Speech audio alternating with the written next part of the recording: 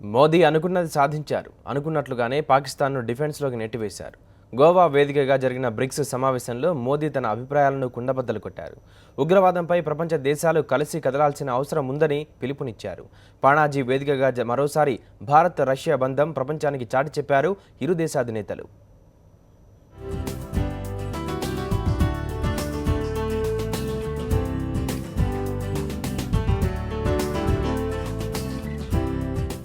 ఉగ్రవాదంపై సమిష్టి పోరు, సభ్య దేశాల మధ్య ద్వైపాక్షిక సంబంధాల బలోపేతమే ప్రధాన అజెండాగా 8వ బ్రిక్స్ శిఖరాగ్ర సదస్సు జరిగింది. గోవా వేదికగా జరిగిన ఈ సదస్సులో ఉగ్రవాదంపైనే ఫుల్ ఫోకస్ పెట్టింది భారత్. యావత్ ప్రపంచానికి టెర్రరిజం ప్రమాదకారని, అది పాకిస్తాన్లోనే పురుడు పోసుకుంటోందని సభ్య దేశాలకు స్పష్టమైన సందేశం ఇచ్చింది.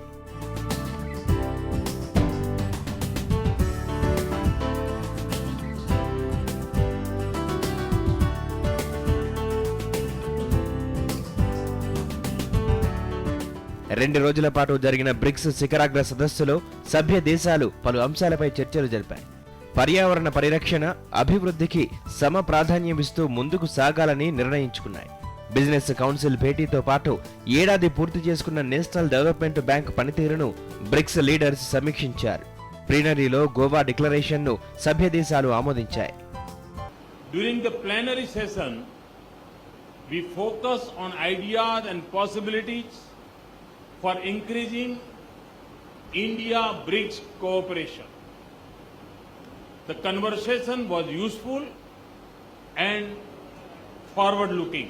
I am happy to share that we have adopted the Goa Declaration that lays a comprehensive vision for our cooperation and coordination within BRICS and on international issues.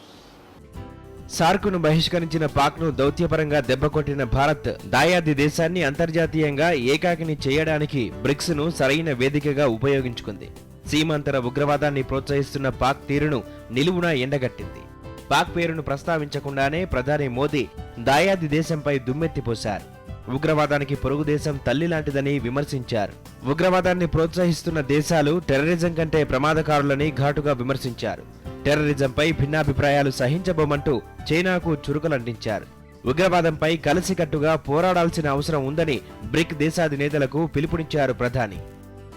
We were unanimous in recognizing the threat that terrorism, extremism and radicalization present not just to regional and global peace, stability and economic prosperity, but also to our society, our way of life and humanity as a whole. We are also one in agreeing that BRICS need to work together and act decisively to combat this threat. BRICS శిఖరాగ్ర సదస్సు ముగిసిన తర్వాత bricks BIMSTEC దేశాల సమావేశం జరిగింది. ప్రత్యేక ఆహ్వానితులుగా హాజరైన BIMSTEC దేశాల అధినేతలతో ప్రధాని మోదీ భేటీ అయ్యారు.